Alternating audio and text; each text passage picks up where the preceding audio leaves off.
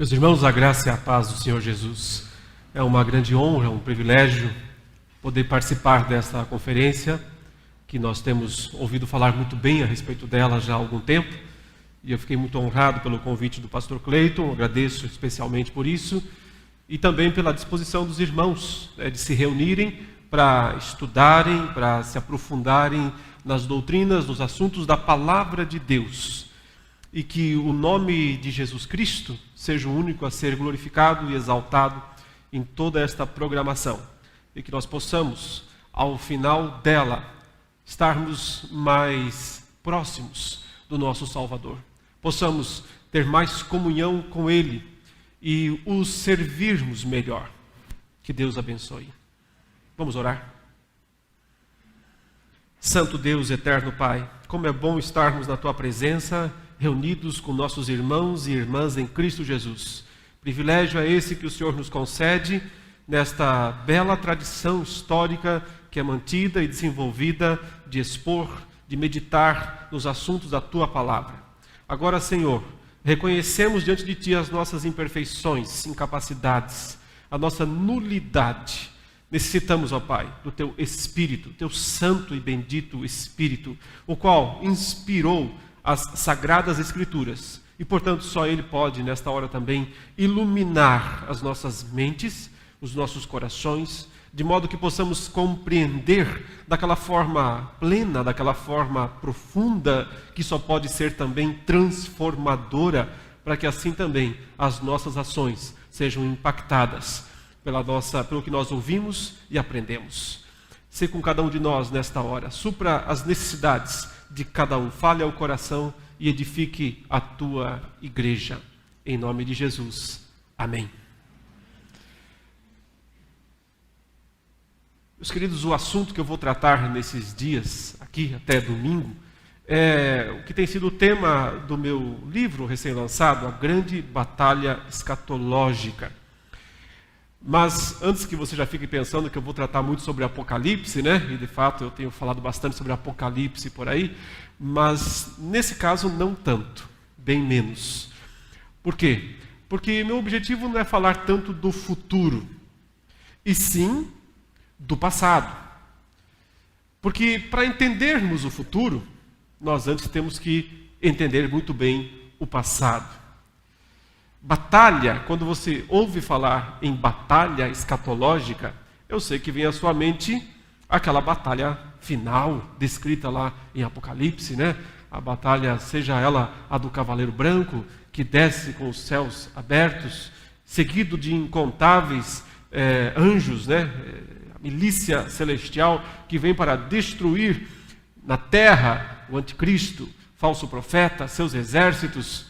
Eu sei que você pensa talvez nessa batalha, mas não sei se você já leu Apocalipse 19 com atenção, porque se você leu, você vai perceber que lá não tem batalha nenhuma. Não, do tipo convencional que se espera quando dois exércitos se enfrentam, não é?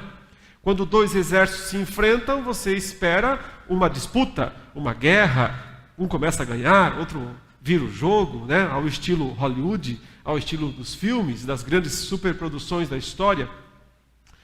Mas quando você lê o capítulo 19 de Apocalipse, você não vê batalha, você vê massacre. Cristo desce dos céus e esmaga os seus inimigos.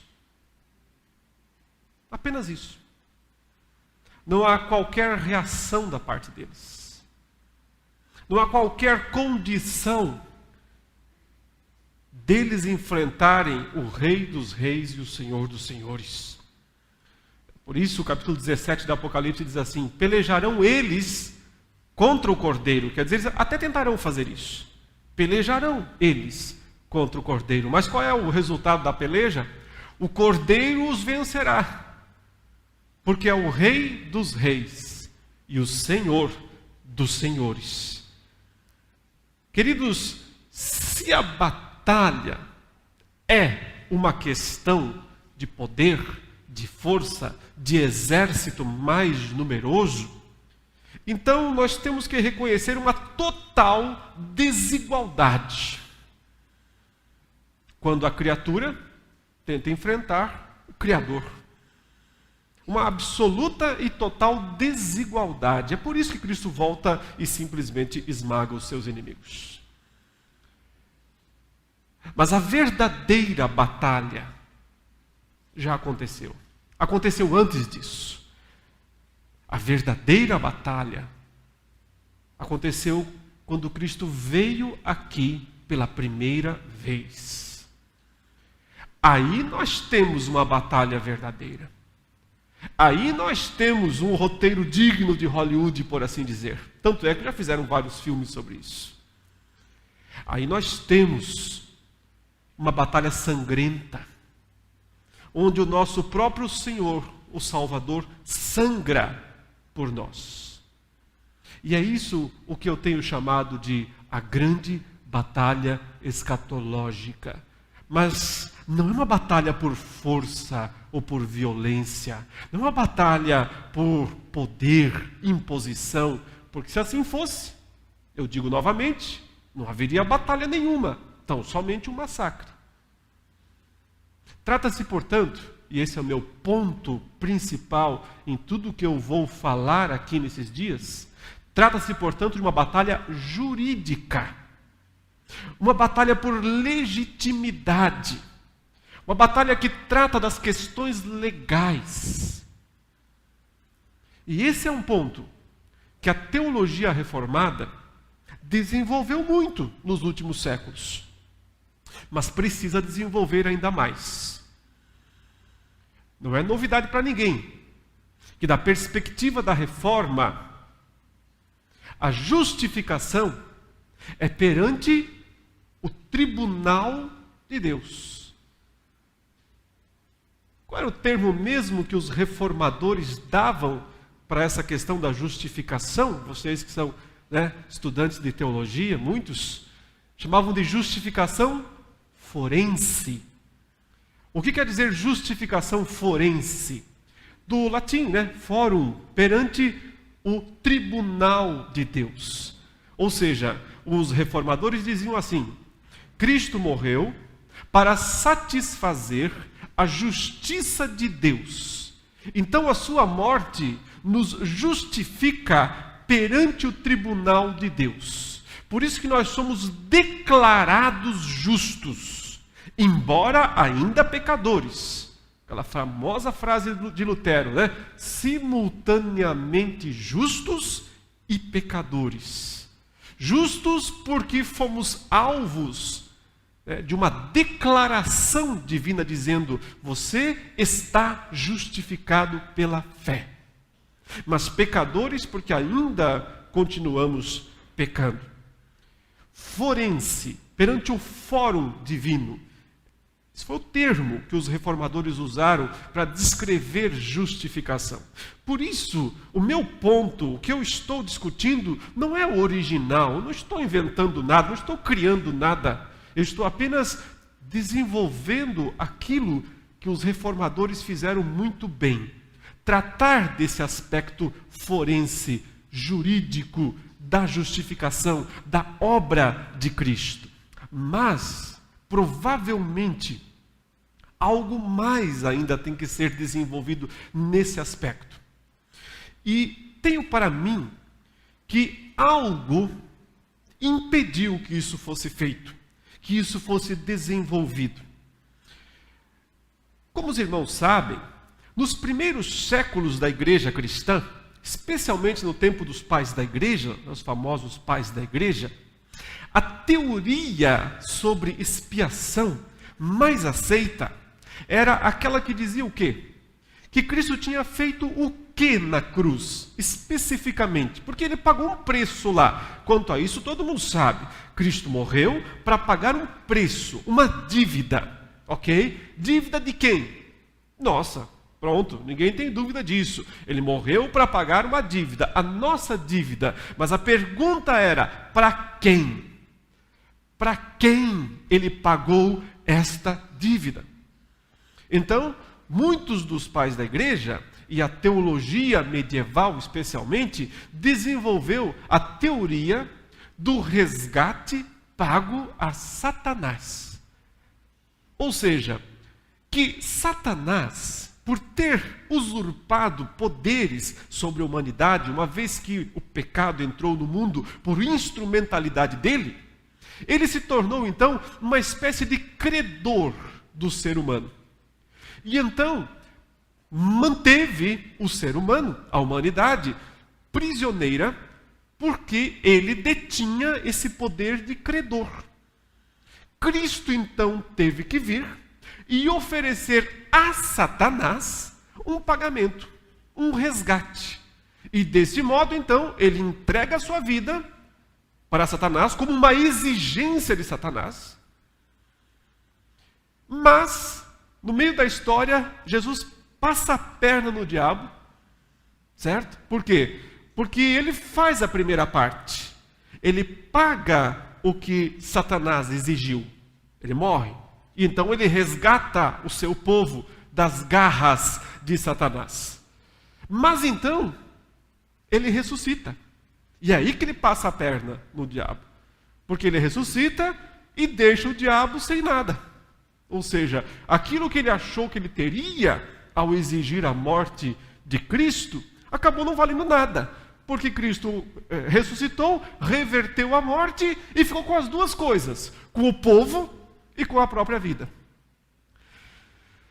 Essa teoria, eu não sei se de maneira intencional, mas está de uma forma interessantemente desenvolvida nas Crônicas de Nárnia, um livro que eu aprecio muito, gosto bastante dele, escritor especialmente. Mas, se você lembra, Aslan tem que morrer para satisfazer uma exigência da feiticeira branca. E então, ele está pagando um resgate a Satanás. Mas passa a perna na feiticeira depois, quando ele ressuscita. Né? Porque havia alguma coisa ali sobre a mesa que a feiticeira não sabia. E dessa maneira, Cristo, o leão então ressuscita e paga o resgate a Satanás. Ora, é claro, os reformadores detestavam essa ideia. Eles não podiam aceitar que Jesus tivesse morrido para pagar uma dívida para o diabo. E antes mesmo deles, um homem já havia conseguido explicar isso de uma maneira interessante, que foi aquele famoso arcebispo da Cantuária, Anselmo da Cantuária, século XII. O que ele disse? Ele usou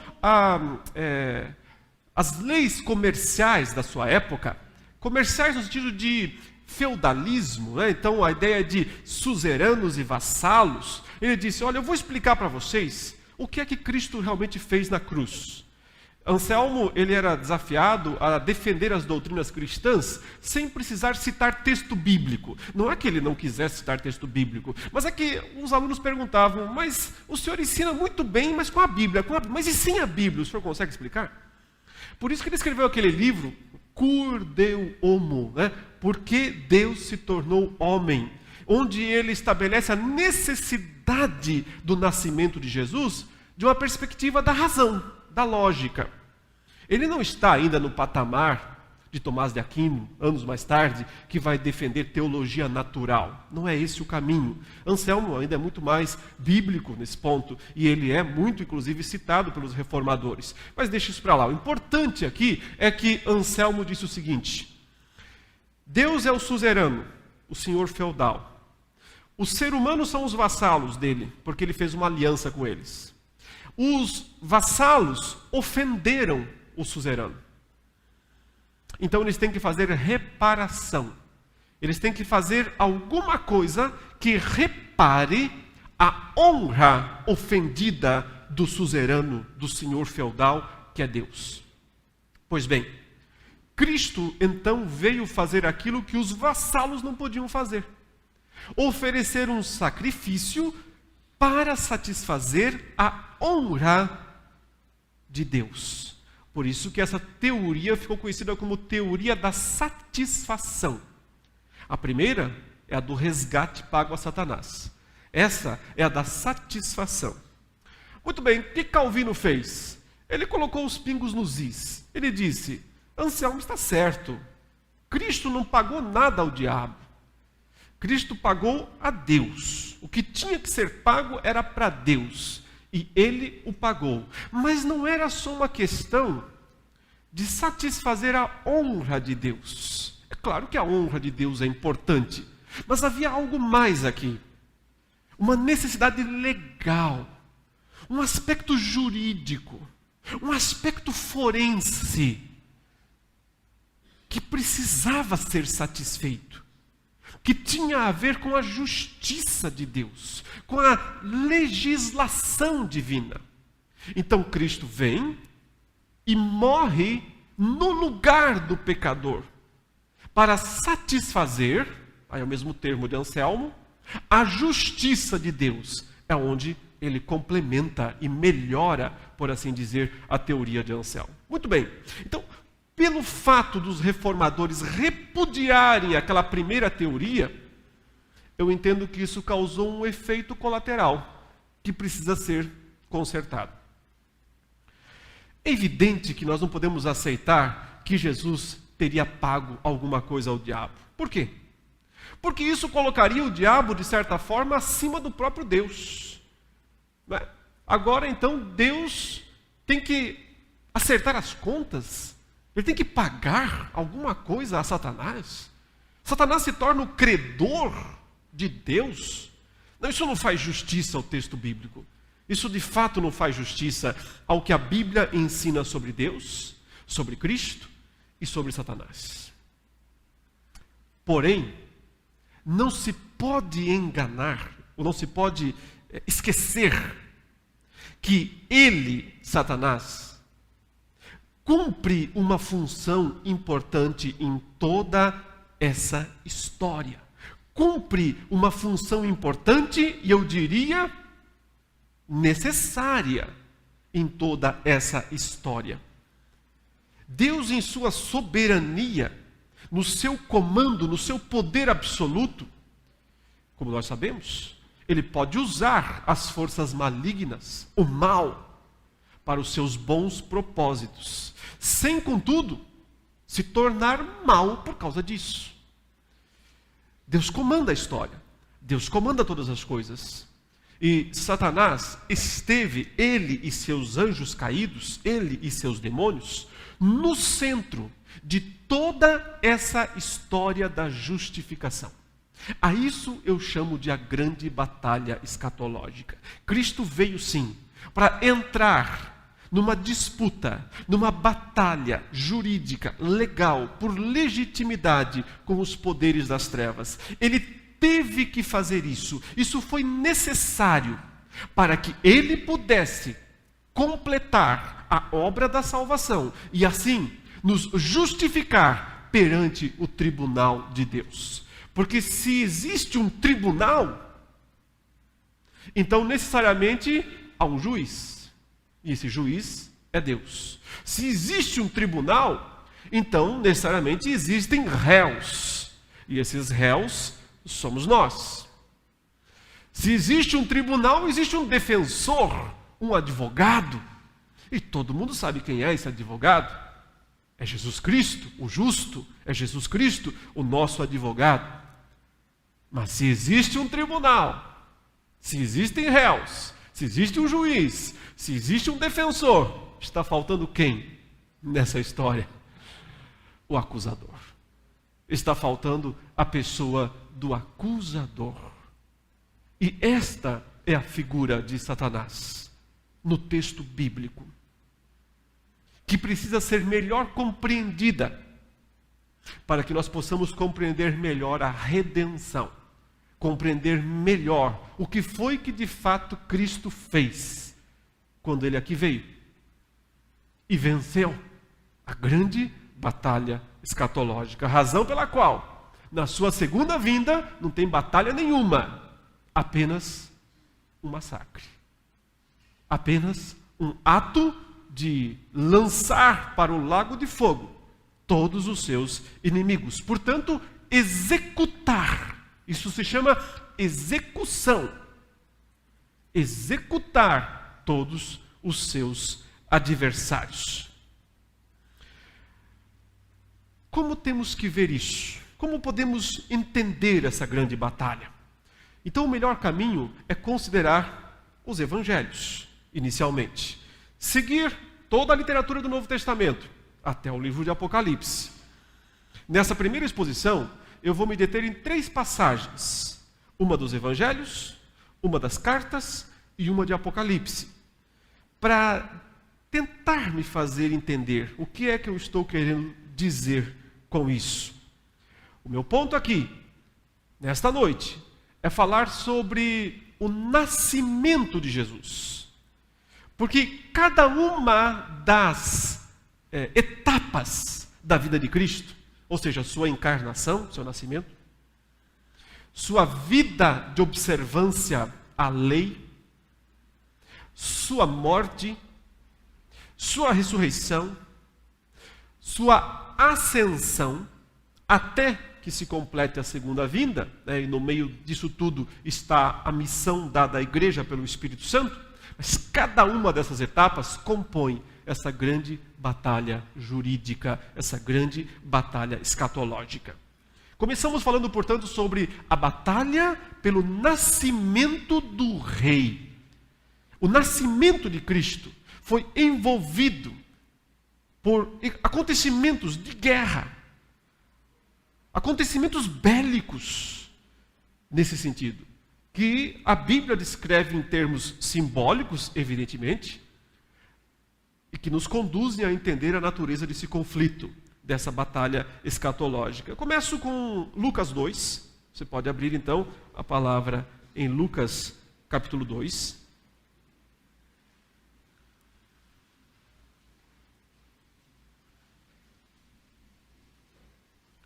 Naqueles dias foi publicado um decreto de César Augusto, convocando toda a população do império para recensear-se.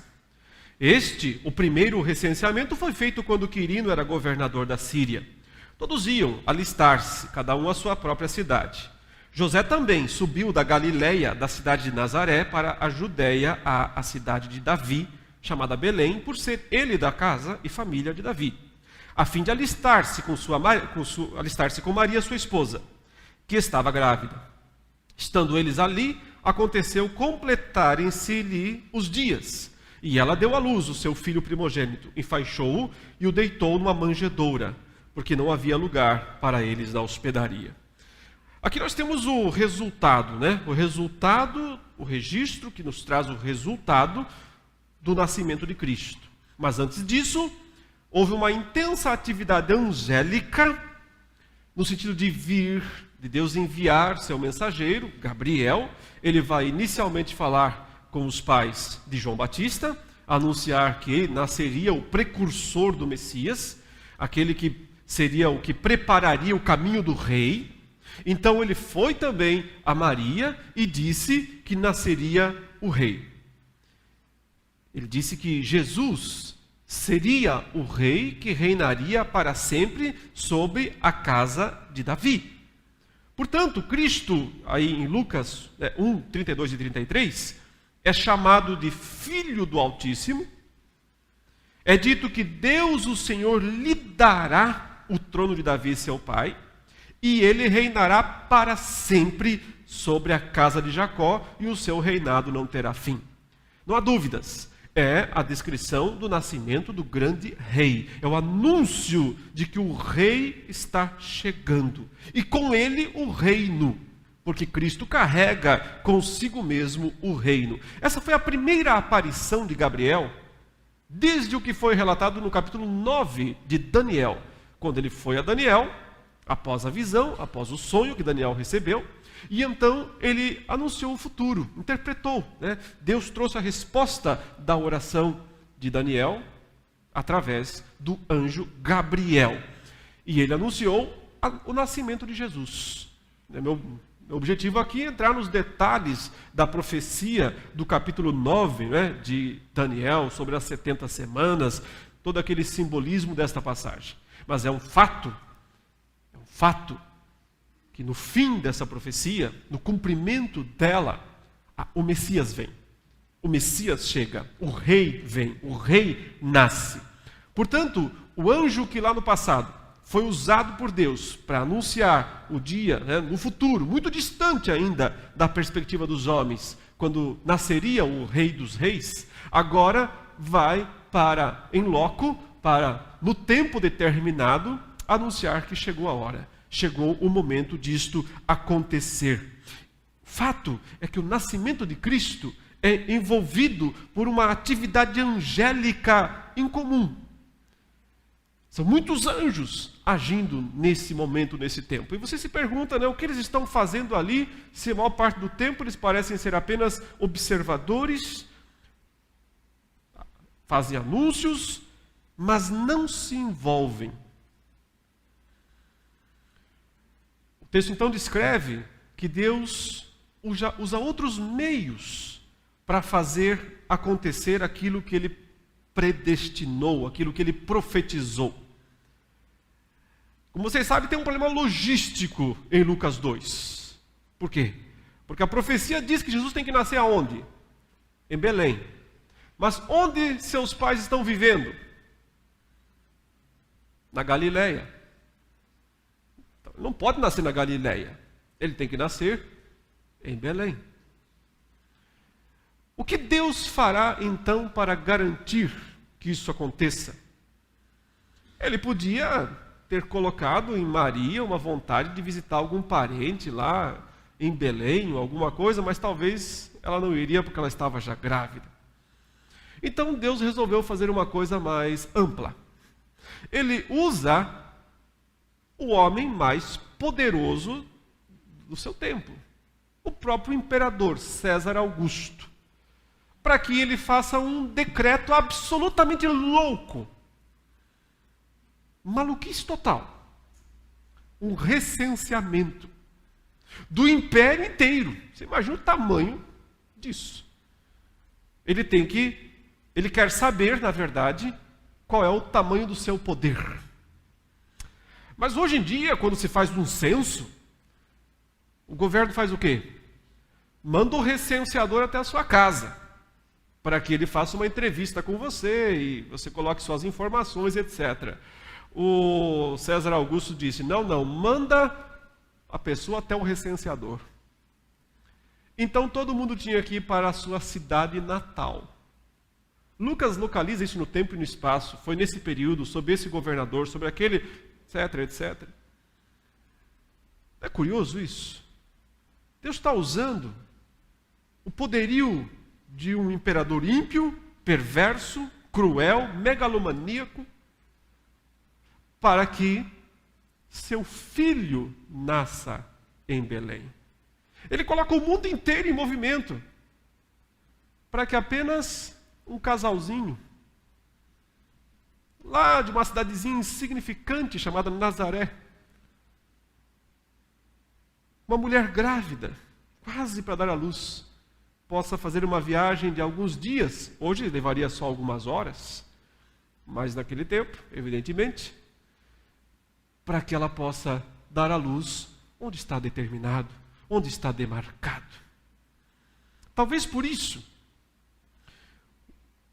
nós temos esses convidados ilustres aqui no nascimento de Jesus. Verso 8.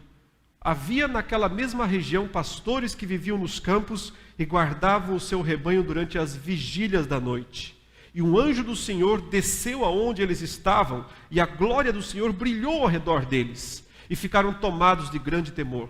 O anjo, porém, lhes disse, não temais, eis aqui vos trago boa nova de grande alegria, que o será para todo o povo, é que hoje vos nasceu, na cidade de Davi, ou seja, onde tinha que ser, o Salvador, que é Cristo o Senhor. Isto vos servirá de sinal. Encontrareis uma criança envolta em faixas e deitada em manjedoura. E subitamente apareceu com o anjo uma multidão da milícia celestial, louvando a Deus e dizendo, glória a Deus nas maiores alturas e paz na terra entre os homens a quem Ele quer bem. Os convidados ilustres foram os pastores, mas apareceram uns caras aqui que aparentemente não estavam convidados. Os anjos, o que eles estão fazendo ali? A tradução, nesse ponto, ela não nos ajuda muito, porque os termos hoje em dia perderam o sentido, né? Quando a gente fala em milícia, você pensa em outra coisa, você pensa em grupos paramilitares ou coisa nesse sentido, né? Literalmente diz assim: e apareceram, que é plural, numerosos exércitos do céu. Não só um exército, um monte deles, vários deles, numerosos exércitos, não só um exército, numerosos exércitos, não um exército numeroso, mas vários exércitos numerosos, apareceram, estacionaram nas alturas e falaram algo que não é próprio de um exército: paz na terra. Eles são soldados, eles são guerreiros, eles são um exército. O que eles estão fazendo no nascimento de uma criança, no nascimento de um bebê? Eles estão ali para louvar o Deus que dirigiu toda a história, que arquitetou tudo de uma maneira perfeita, para que seu filho nascesse onde tinha que nascer, quando tinha que nascer e como tinha que nascer. Mas eles são só espectadores. Eles não tomam parte. Porque eu disse no começo aqui, se essa fosse uma batalha por poder, por força, por número de soldados, não haveria batalha nenhuma. Mas aqui começou uma batalha jurídica, de um único guerreiro. Ele é um guerreiro solitário. Ele não terá ajuda de ninguém, exceto do Espírito Santo e de seu Pai. Ele não poderá contar com ninguém. Até teria à sua disposição esses soldados todos, mas não é esta a sua guerra. Não é esta a sua batalha. Ele não veio com este propósito. Vocês lembram quando Cristo foi preso e Pedro se adianta e corta a orelha do servo do sumo sacerdote? O que Cristo disse? Em outras palavras, ele disse: Pedro, se a questão fosse espada, se a guerra fosse essa, se a minha batalha fosse essa, eu teria soldados melhores.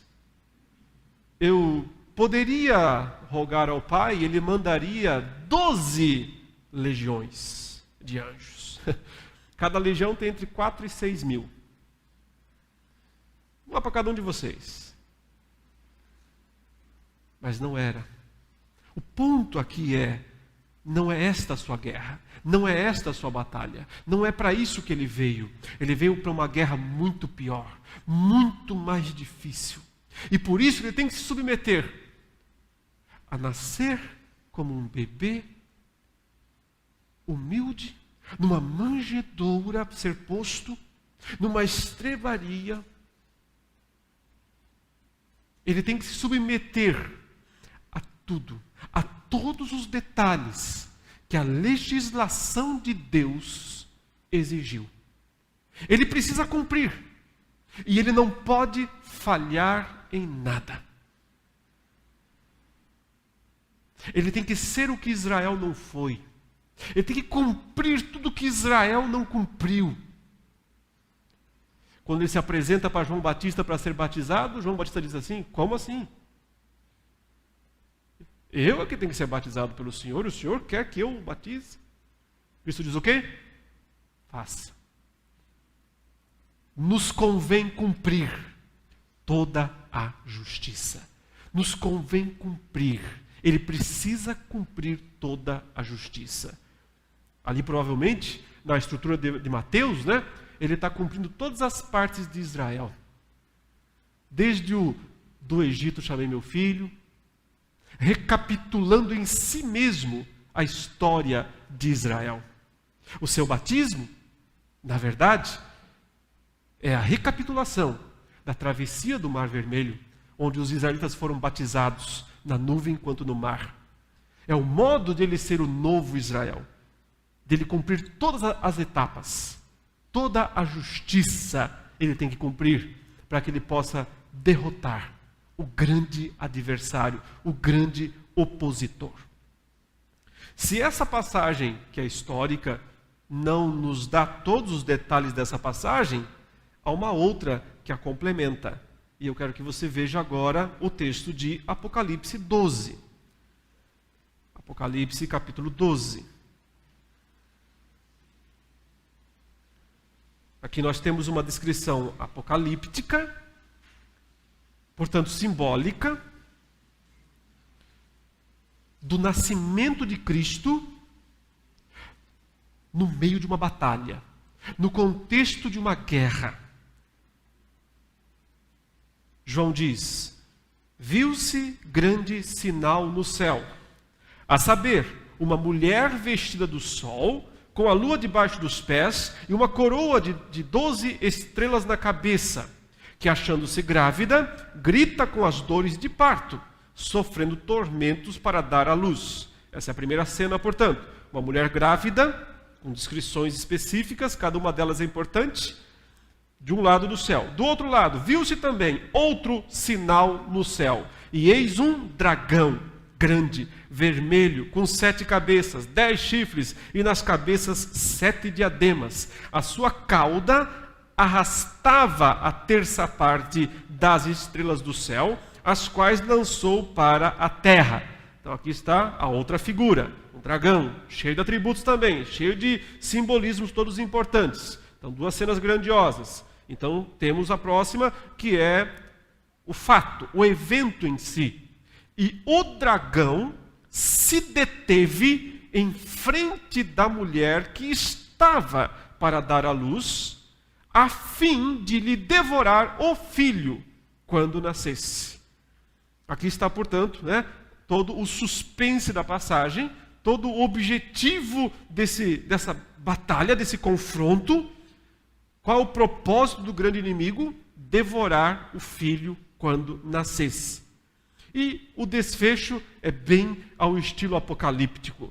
Consegue colocar em 4, 5 palavras, embutir em 4, 5 palavras, um significado que precisaríamos de livros para completar. Nasceu-lhe, pois, o filho varão, que há de reger as nações com cetro de ferro, e o seu filho foi arrebatado para Deus até ao seu trono. E assim, o inimigo perdeu. Essa é a ideia. Desse modo, ele sofreu a sua primeira derrota. Ela aconteceu no momento do nascimento de Jesus. O nascimento de Cristo é a primeira das derrotas jurídicas, escatológicas que Satanás passa, enfrenta, sofre. Quem é essa mulher, Então, várias teorias já foram feitas, já foram desenvolvidas para explicar quem é ela. Mas o simbolismo, as expressões aqui, não são difíceis de entender, se nós pensarmos biblicamente. Ou seja, se nós não sairmos da Bíblia para fora dela, como muitos fazem, Quando leem Apocalipse, eles leem o texto e viajam para o mundo, para tentar entender no mundo, na sociedade, e não vão entender nada. Mas se nós não sairmos da Bíblia, não sairmos do texto, nós vamos entender sem muita dificuldade. E aqui você teria que fazer um exercício muito simples para entender essa passagem. Colocar outro texto da Bíblia do lado. E esse outro texto é Gênesis 3, 14 em diante, que coloca as mesmas figuras. Leiamos, só por... Não estava no plano ler essa passagem, mas os irmãos estão abrindo aí. Gênesis 3, 14. Então o Senhor disse à serpente: visto que isso fizeste, maldita és entre todos os animais domésticos, e o és entre todos os animais selváticos. Rastejarás sobre o teu ventre, e comerás pó todos os dias da tua vida. Porém, inimizade entre ti e a mulher, entre a tua descendência e o seu descendente. Este te ferirá a cabeça, e tu lhe ferirás o calcanhar. E a mulher disse: multiplicarei sobremodo os sofrimentos da tua gravidez, e em meio a dores dará à luz filhos. Porém, podemos parar agora. O que temos aqui, meus irmãos? Exatamente os mesmos personagens, a mesma situação, os mesmos temas teológicos. Aqui nós temos uma mulher, capítulo 3, lá nós temos uma mulher. Aqui nós temos uma serpente, lá nós temos um dragão, que João diz que é a antiga serpente, no mesmo capítulo 12, para ninguém ter dúvida. Trata-se da antiga serpente que se chama Diabo e Satanás. Ele é o dragão. Aqui nós temos uma inimizade, um conflito entre esta mulher e esta serpente. Lá nós temos um conflito entre Satanás e a mulher. Aqui nós temos a promessa de um descendente desta mulher. Lá nós temos a vinda desse descendente. Aqui nós temos a promessa das dores de parto desta mulher. Lá ela está gritando com as dores para dar à luz. Apocalipse 12 é simplesmente se é que existe essa palavra, apocapsilização de Gênesis 3. Transformar Gênesis 3 num texto apocalíptico. Mas por que João fez isso? Óbvio, porque Deus o revelou, foi uma visão que Deus deu. Então por que Deus fez isso? Porque Deus queria contar que essa história não acabou. Que essa história de Gênesis 3, 14 a 16 é a história toda do Antigo Testamento. Ao longo de todo o Antigo Testamento, nós temos o conflito entre a mulher e o dragão. Nós temos uma mulher que vai dar à luz ao filho, ao descendente, e um dragão querendo devorá-lo, querendo destruí-lo. Isso vai acontecer em todo o Antigo Testamento. É óbvio que Deus, que João, no seu registro, não está pensando apenas em Eva, ou apenas em Maria, mas está pensando em toda a descendência messiânica, em toda a genealogia de Cristo, que vai de Adão e Eva até José e Maria. É por isso que Mateus e Lucas fazem as longas genealogias de Cristo, e por isso que Lucas volta até Adão. Ele é o filho da mulher, ele é o filho de Eva. Mas Deus prometeu que quando nascesse o filho de Eva, a cabeça de Satanás seria esmagada. É óbvio que o inimigo não ia esperar de braços cruzados. É óbvio que ele não ia deixar acontecer. Por isso que, ao longo de todo o Antigo Testamento, o que nós temos é a descrição dos riscos, das aventuras, dos percalços da genealogia de Cristo, da história dos seus antecedentes, dos seus antepassados, e o modo como, geração após geração, essa descendência está em risco o tempo todo. Já nos 2 primeiros filhos, nasce Caim, nasce Abel. Fica claro que Abel é o bonzinho, Caim não presta, então ele mata Abel. Acabou? Encerrou a história, o dragão venceu. Mas Deus proporciona a Eva outro filho, Sete, e a descendência continua. Tempo depois, essas descendências estão mais uma vez corrompidas, e Deus faz vir o dilúvio. Acabou? Não vem descendente, mas Deus achou a Noé e disse: vem cá, Noé, constrói uma arca, põe a tua família dentro, põe um casal de animal também. Vamos continuar a história. Depois, Deus diz: são os semitas, o meu povo. Então, os semitas se corrompem, constroem a torre de Babel. Então Deus diz: Abraão, sai da tua terra, da tua parentela, e vai para a terra que eu te mostrarei. Chegou a hora de formar uma nação. É nesse momento, na história, que a mulher põe as roupas. Sol, lua e 12 estrelas. Sol, lua e 12 estrelas. Isso é uma referência a quê? Ao sonho de José. José sonhou e disse e viu que o sol, a lua e 11, por que 11? Porque ele não podia se prostrar para ele mesmo, né? Ele é a 12ª estrela, né? E 11 estrelas se prostravam para ele. É o núcleo da família de Jacó, é Israel. É quando a mulher se torna Israel. Ela é antes de Israel. Israel não é ela somente, ela vem desde Eva. A descendência prometida, a genealogia de Cristo Mas num dado momento, a mulher está vestida com o sol, com a lua e com as 12 estrelas. E Israel é, no Antigo Testamento, descrito, ou descrita como uma mulher grávida, a esposa de Yahvé, muitas vezes infiel. Mas Deus nunca a abandonou. A disciplinou muitas vezes, mas manteve o seu projeto, o seu plano. O exílio não foi, de certa forma, pôr um fim a isso.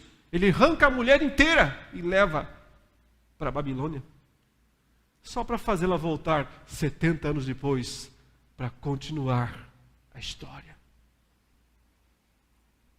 Cada geração. Por que há tantas mulheres estéreis na descendência prometida? Nunca é fácil. Sempre é complicado.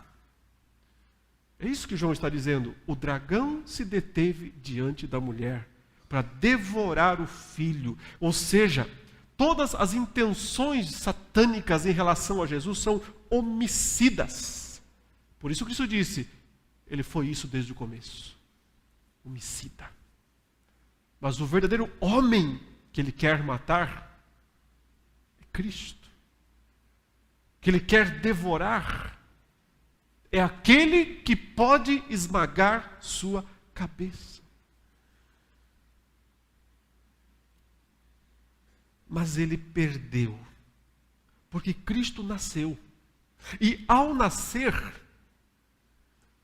impôs sobre ele a primeira das grandes derrotas que ele teria que sofrer. O que é essa descrição aqui, do dragão querendo devorar, se não uma maneira de João contar aos seus leitores? Vocês não lembram o que aconteceu em Belém? Não lembram quando os magos vieram? Foram lá?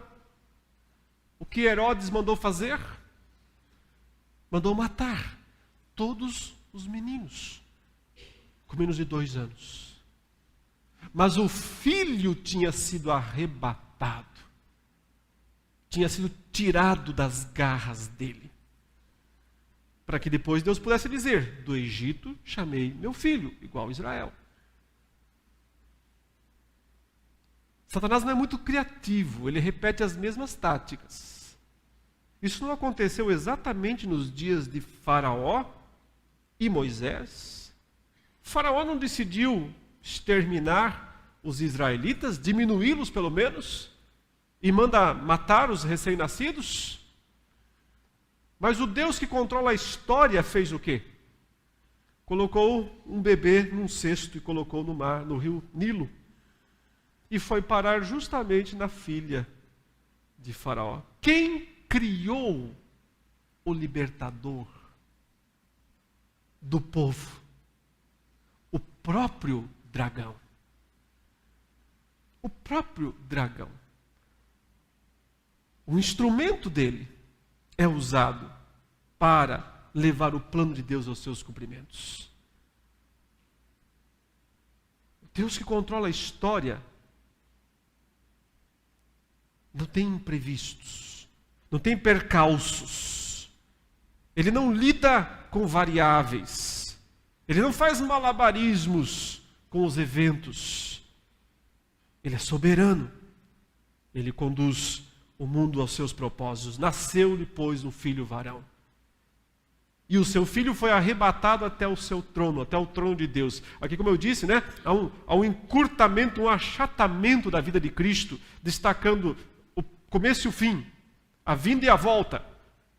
O nasceu encarnou-se, foi arrebatado do seu trono, ascendeu aos céus, subiu aos céus, ascensão. E o que está no meio disso? Viveu, morreu, ressuscitou. São essas etapas todas que Cristo passou e venceu para que pudesse derrotar Satanás. Agora uma passagem nas epístolas para finalizar essa primeira exposição. Você pode abrir lá em Gálatas, capítulo 4.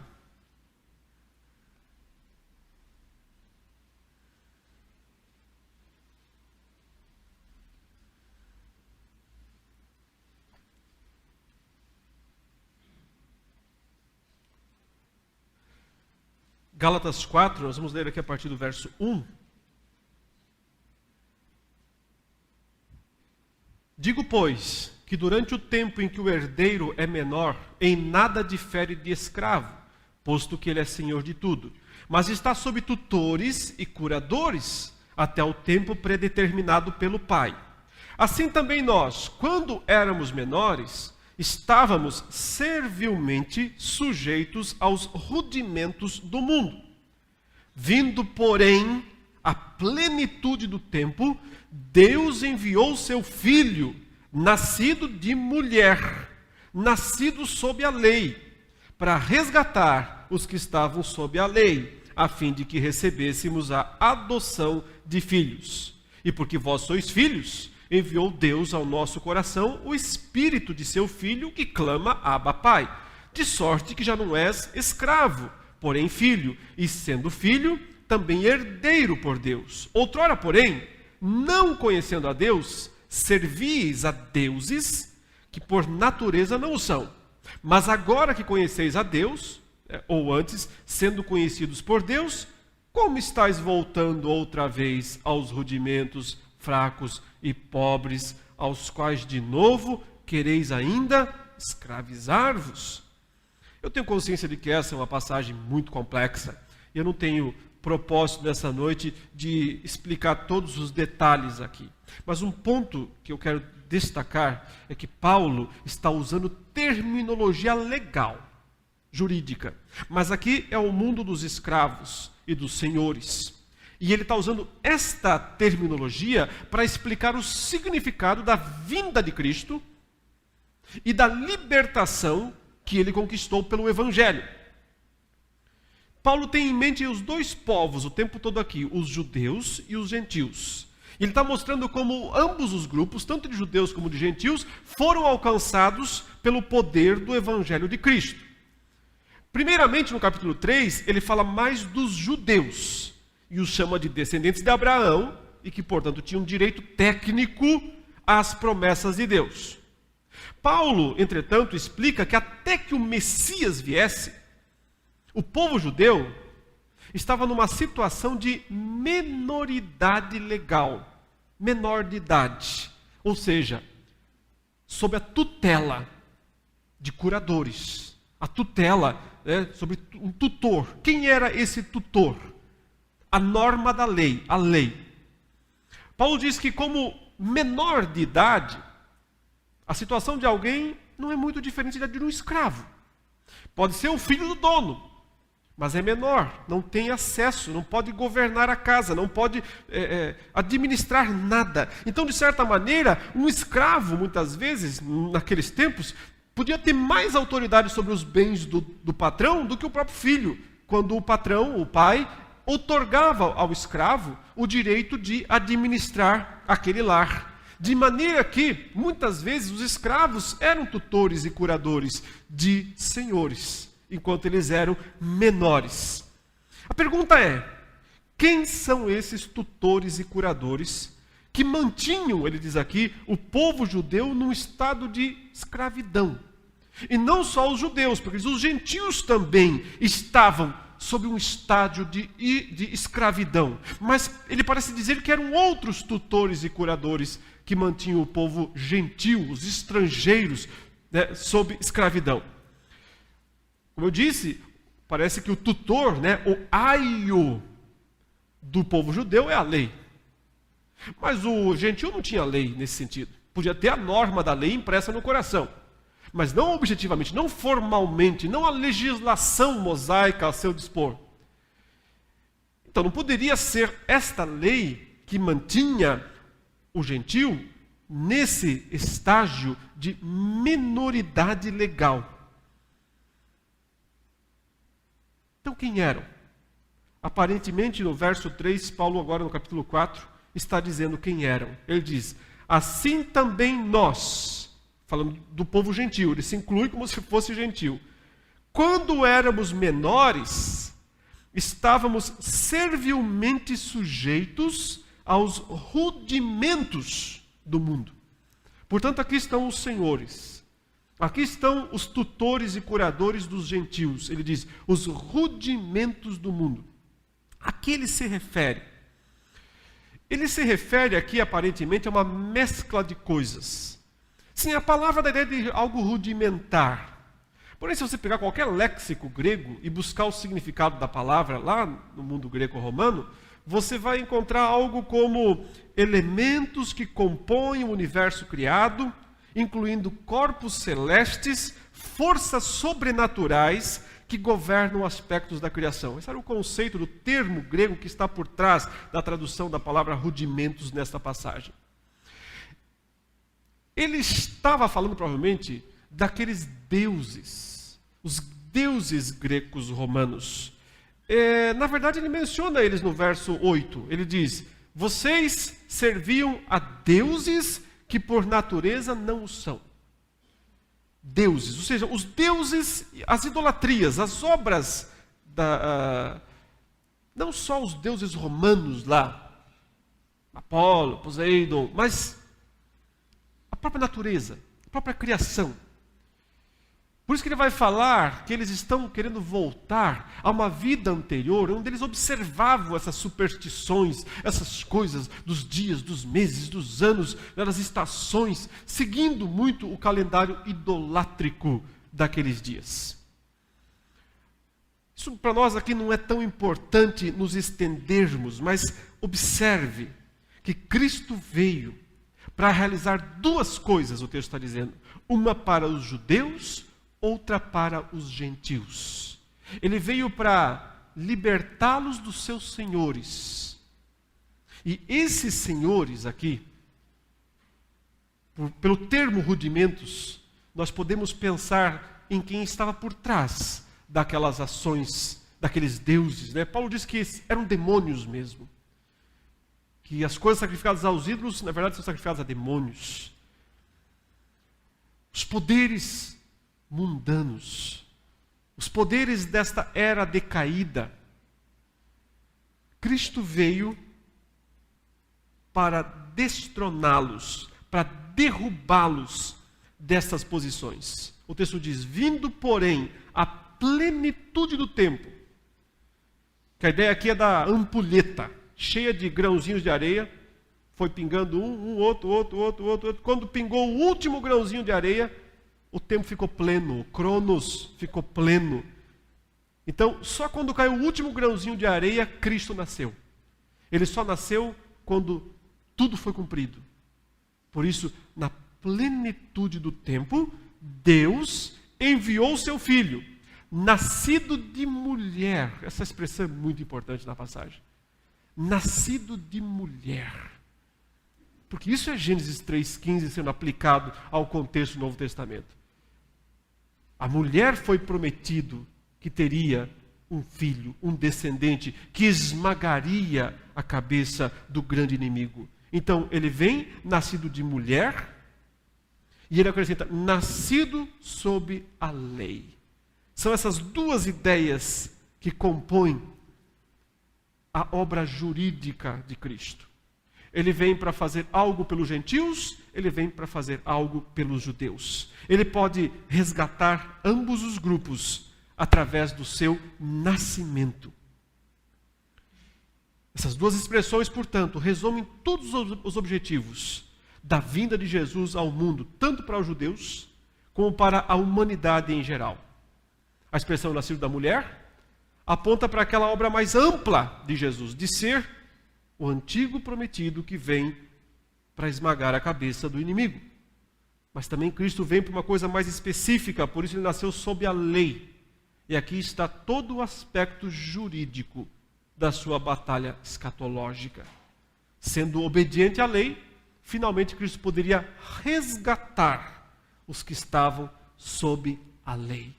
Não resgatar os que estavam sob Satanás, mas estavam sob a lei. Aqui nós podemos entender a real relação entre um e outro. Satanás não é o dono da raça humana. Ele não é aquele que detém os créditos. Ele é um oportunista ele se utiliza de algo legal, a lei, para desse modo exigir a condenação do povo da aliança. E ao mesmo tempo, para cegar, para manter nas trevas os que estão fora dela. Não deixar quem está fora entrar e continuamente acusar quem está dentro. Cristo veio para caçar esses dois direitos dele: de ser o enganador das nações e de ser o acusador dos nossos irmãos. Até aqui, meus irmãos, eu só estabeleci as bases. Nas próximas palestras é que eu pretendo desenvolver isso com mais profundidade, para que nós possamos entender o que de fato foi a obra de acusador e de enganador de Satanás e o modo como Cristo o venceu. Que Deus abençoe a todos.